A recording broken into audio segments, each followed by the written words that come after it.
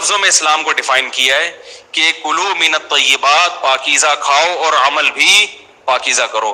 تو جو اصل بات میں یہ محرم ہی کے حوالے سے یہ آیت کا میں نے انتخاب کیا تھا کہ جب آپ پاکیزہ کام کریں گے اور پاکیزہ کھائیں گے تو اس سے آپ لوگوں کو اچھے لگیں گے اور لوگوں کا دل چاہے گا کہ آپ جیسے بن جائیں.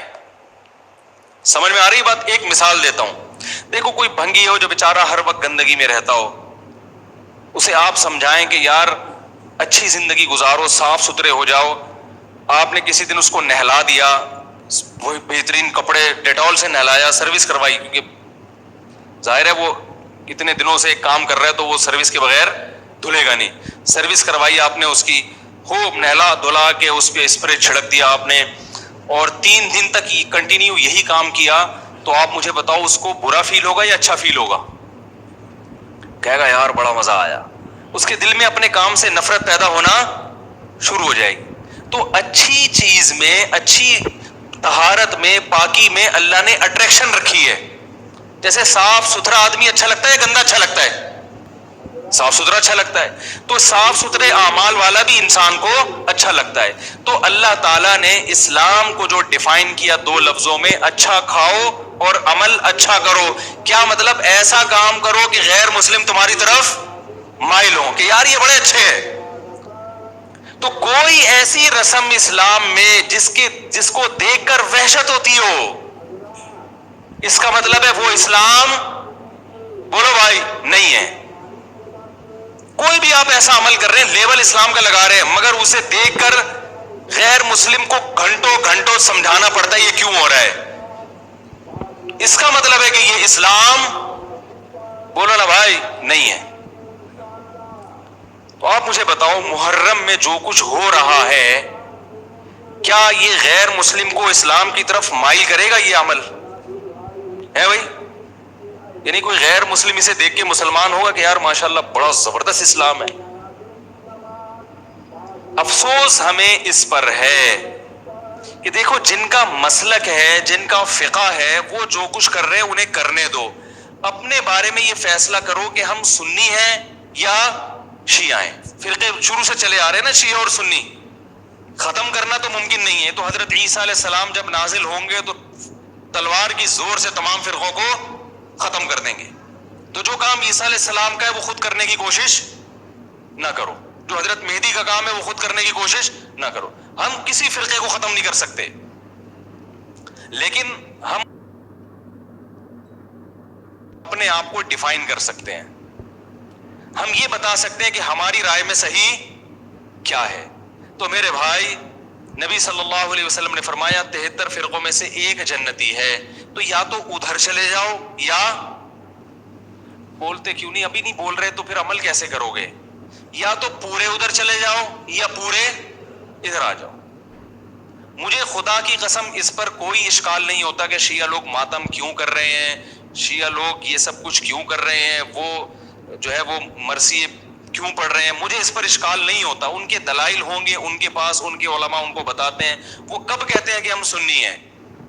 وہ کب کہتے ہیں کہ ہم صحابہ کو حجت سمجھتے ہیں؟ ایک چیز کا انہوں نے دعویٰ ہی نہیں کیا تو ہم ان پر وہ کیوں تھوپے ان کے سر پہ؟ لیکن میں آپ کی بات کر رہا ہوں، میں ان لوگوں کی بات کر رہا ہوں جو اپنے آپ کو سنی کہتے ہیں.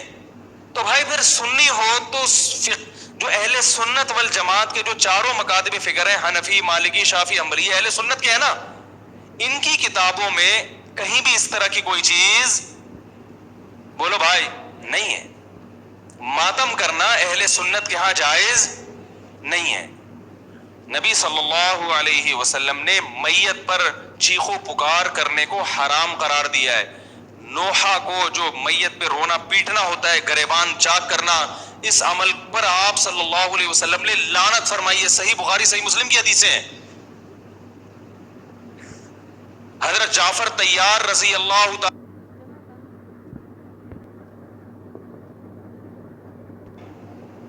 میدان جنگ میں شہید ہوئے، 4 بیویاں بیوہ ہوئی ہیں، چھوٹے چھوٹے بچے یتیم ہو گئے.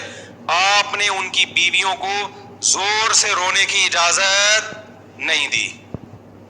اتنا غضبناک ہوئے، جب وہ باز نہیں آئے آپ نے فرمایا ان کے منہ پہ خاک پھینک دو، حالانکہ بیوہ ہوئی ہیں.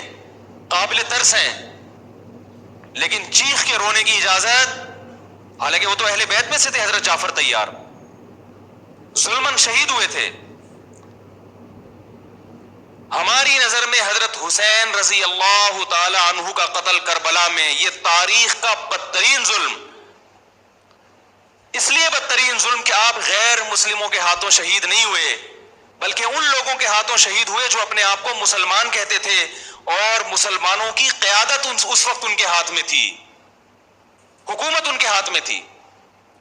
لیکن اس ظلم پہ اہل سنت والجماعت کے ہاں جو سنی ہیں، ان کے چاروں مکاتب فکر کے ہاں نہ رونے پیٹنے کی اجازت، نہ نوحہ کرنے کی اجازت، اور نہ میرے بھائی ماتم کرنے کی اجازت. میرے بھائی آپ لوگ اللہ کا واسطہ محرم میں مرثیے نہ لگائیں. ہر گاڑی میں کوئی نوحہ چل رہا ہے، کوئی شیعہ ہے تو ٹھیک ہے وہ کرے، سنیوں پہ یہ کام زیب نہیں دیتا، کیونکہ یہ منافقت ہے. پتہ ہی نہیں چل رہا آپ ادھر ہو یا آپ ادھر ہو، آپ کا مسلک کہیں نہیں پتا چل رہا. ہمیں ایک مسلک کو فالو کرو. ہمارے ہاں محرم منحوس مہینہ نہیں ہے، ہمارے ہاں محترم مہینہ ہے، مبارک مہینہ ہے. امہات المومنین میں سے بعض کی اس مہینے میں شادی ہوئی ہے. ہم شہادت کو نحوست نہیں سمجھتے. 10 محرم پہلے سے مبارک تھا، حضرت حسین کی شہادت کی وجہ سے اور مبارک بن گیا، منحوس نہیں بنا. شہادت مبارک عمل ہے، منحوس نہیں ہے. ہم اس مہینے میں کالے کپڑے نہیں پہنیں گے. ہم اس مہینے میں خوشیاں منانے کو جائز سمجھتے ہیں. لوگ کہتے ہیں ان کو حسین سے محبت نہیں ہے. محبت کا جو طریقہ حسین نے بتایا اس طریقے پہ عمل کرنا حسین سے محبت ہے. جو طریقہ حسین سے ثابت نہیں ہے اس طریقے پہ محرم کو منانا یہ محبت کا طریقہ ہماری رائے میں نہیں ہے. سمجھ میں آ رہی ہے بات کہ نہیں آ رہی ہے؟ اور ایک میں وضاحت کر کے بیان کو ختم کروں. بھائی یہ کوشش کریں گے نا، اس کی محرم نہ منحوس مہینہ ہے، نہ اس میں بلائیں نازل ہوتی ہیں، اس میں خوشیاں منانا بھی جائز ہے، اس میں نکاح کرنا، شادی کرنا بھی درست ہے. یہ جو مشہور ہے محرم کی شادی ناکام ہوتی ہے، 100% غلط ہے. جو شیعہ حضرات ہیں وہ بچیں اس سے. ہمارے ہاں یہ بالکل اس کی اجازت ہے. آپ محرم میں نکاح بھی کریں، محرم میں آپ اپنے بچوں کا عقیقہ بھی کریں، آپ اس جو ہے جو بھی خوشیاں ہیں آپ اس کی کریں، تاکہ اسلام کا جو رخ ہے نا، اسلام میں کوئی مہینہ منحوس نہیں ہے، تاکہ غیر مسلموں کے سامنے کم از کم ہماری طرف سے جو اسلام پیش ہو وہ یہ والا ہو، ان کی طرف سے وہ والا ہو. غیر مسلم کے پاس آپشن ہو کہ بھائی دیکھ لو ان میں جو اچھا لگتا ہے وہ والا اسلام آپ فالو کر لو. لیکن آپ بھی ویسے ہی بن گئے تو پھر اسلام کا ایک رخ جائے گا ان کے سامنے. سمجھ رہے کہ نہیں سمجھ رہے؟ تو اس لیے یہ گھروں میں مرثیے نہ لگایا کریں. میتوں پہ نوحہ کرنا، غم منانا ہماری شریعت میں پسندیدہ. 3 دن تک تعزیت ہے بس، اس کے بعد نہیں. اور عورت کے لیے شوہر کے مرنے پر 4 مہینے 10 دن عدت ہے.